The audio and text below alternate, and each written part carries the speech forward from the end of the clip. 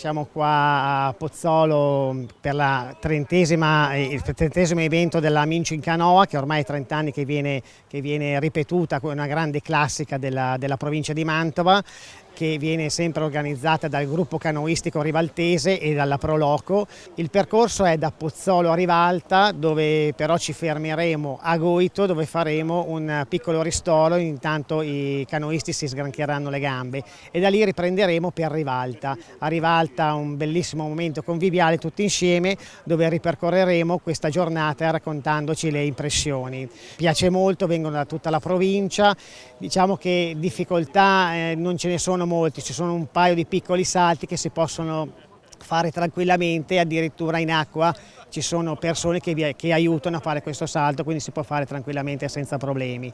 Le canoe previste sono dai 100 ai 120 canoe, quindi un grandissimo pubblico, e siamo grati di questo perché siamo in grado di offrire questo servizio molto molto interessante.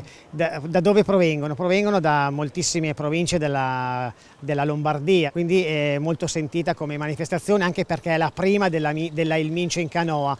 Poi ne avremo altre due che ripeteremo, la partenza sarà da Goito a Mantova, che è un'altra grandissima classica, dove poi il momento conviviale verrà fatto di fronte al castello, quindi uno skyline particolare.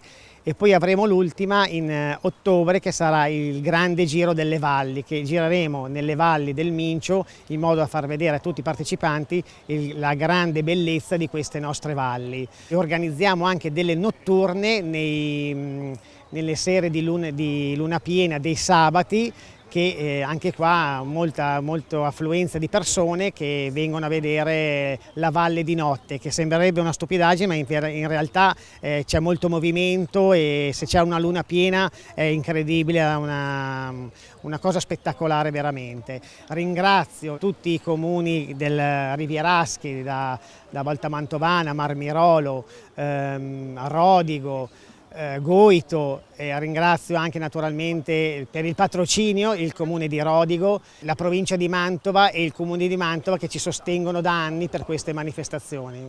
Per partecipare bisogna naturalmente, la prima cosa, essere un po' addetti all'utilizzo della canoa, perché anche se non ci sono difficoltà, però i tragitti sono molto lunghi. È vero che c'è uno staff che vi fa da supporto, ma il minimo di utilizzo della pagaia bisogna saperlo. Per iscriversi è sempre meglio farlo online sui nostri siti del Il Mincio in Canoa. Il bello di queste manifestazioni è che partiamo facendo molti chilometri, riusciamo a trovare ambienti diversi. A Pozzolo c'è un ambiente, a Goito ne troviamo un altro, a Rivalta un altro ancora, quindi il bello di questo è proprio riuscire a partecipare per vedere questi incantevoli posti, che sembra, chi non li ha mai visti poi dice: ma come mai non ci siamo mai stati? E veramente poi la gente ritorna perché veramente meritano.